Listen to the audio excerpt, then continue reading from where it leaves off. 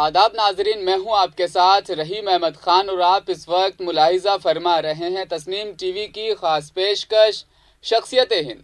شخصیت ہند کی آج کے اس قسط میں آپ کا تہہ دل سے استقبال کرتا ہوں۔ ناظرین، کانپور نے 1857 کی بغاوت میں اہم کردار ادا کیا، جب نانا صاحب نے ہندوؤں اور مسلمانوں دونوں سے جدوجہد آزادی کے لیے متحد ہونے کی اپیل کی تو عزیزن بائی ایک طوائف نے بھی اس میں حصہ لیا۔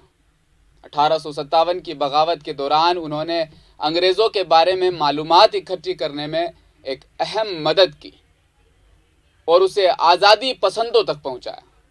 اگرچہ آزادی کی جدوجہد میں ان کا نام، ان کا یہ کردار بھلایا جا چکا ہے، فراموش کیا جا چکا ہے، لیکن بہت سے لوگ ان کی شراکت کے بارے میں جاننا چاہتے ہیں۔ آج اسی تعلق سے شخصیت ہند کی یہ خاص رپورٹ۔ عزیزن بائی 1832 میں لکھنؤ میں پیدا ہوئیں۔ ان کے والد ایک درباری کا انتقال اس وقت ہوا جب عزیزن بہت چھوٹی تھی۔ اپنی والدہ کے انتقال کے بعد ان کی پرورش لکھنؤ کے ستارنگی محل میں ایک درباری کے گھر ہوئی۔ وہ درباری ایک طوائف خانہ چلایا کرتا تھا۔ بعد میں وہ کانپور چلی گئیں اور امراؤ بیگم کے گھر لکی محل میں رہنے لگی۔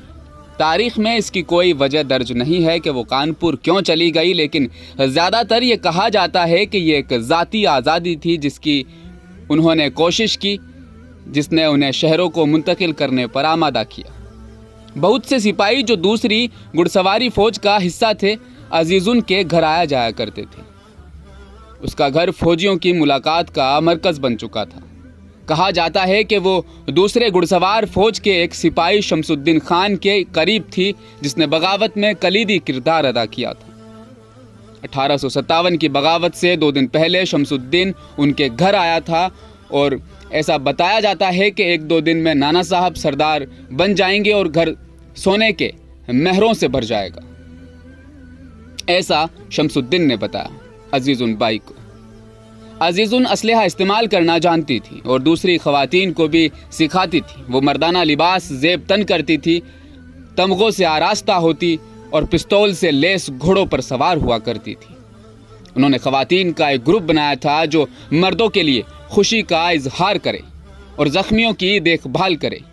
انہوں نے فوجیوں کو اسلحہ اور گولہ بارود جمع کرنے اور تقسیم کرنے میں بھی مدد کی۔ انہوں نے اپنا ایک ہیڈ کوارٹر بھی بنایا تھا، جس نے محاصرہ کے پہلے دن سے ہی گولیوں اور گولے اس محاصرے کے بعد داغے گئے تھے۔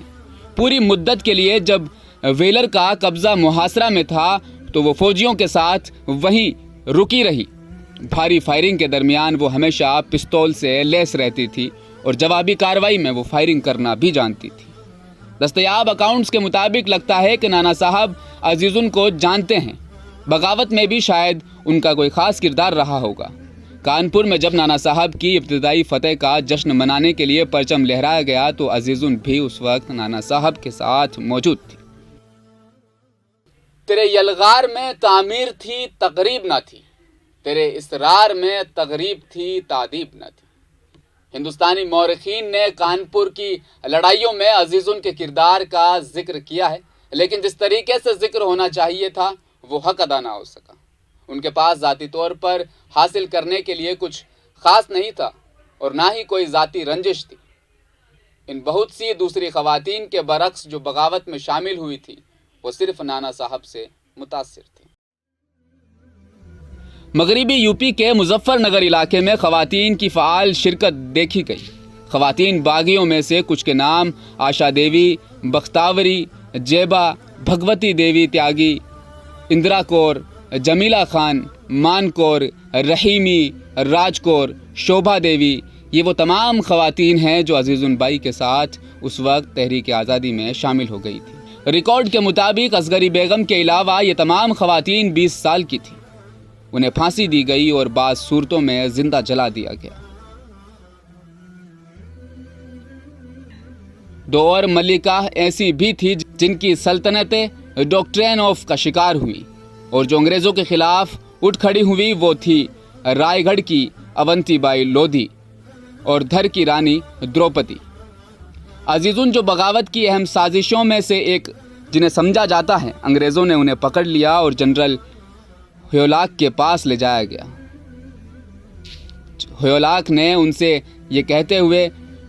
ان سے کہا کہ اپنے جرائم کا اعتراف کرنے پر راضی ہو جائے اور چھپے ہوئے ٹھکانے ان فوجیوں کے بتا دے تاکہ بغاوت کی سرکوبی کی جا سکے۔ ساتھ ہی یہ بھی کہا کہ بغاوت میں اس کے کردار کے لیے اسے معاف کر دیا جائے گا، تاہم اس نے جنرل کی پیشکش کو ٹھکرا دیا اور شہادت کو ترجیح دی۔ وہ آج بھی کانپور میں لوگوں کی یاد میں زندہ ہے۔ آج تک لوگ مطالبہ کر رہے ہیں کہ شہر کی کسی ایک سڑک کا نام عزیزن بائی کی سڑک پر رکھ دیا جائے۔ بھلے ہی کیا ہوا کہ وہ ایک طوائف تھی، لیکن جان اس ملک کے لیے نثار کرنے وقت ایک پل کے لیے بھی وہ گھبرائی نہیں تھی۔ شخصیت ہند کی آج کی اس خاص قسط میں ہم نے یاد کیا ایک ایسی طوائف خاتون جس نے تحریک آزادی کی اس عظیم تحریک میں اپنی جان قربان کر دی اس ملک کی خاطر۔ ہماری خاص پیشکش میں فی الحال اتنا ہی۔ مجھے دیجیے اجازت، آپ دیکھتے رہیے تسنیم ٹی وی، اپنا خیال رکھیے گا۔ اللہ حافظ۔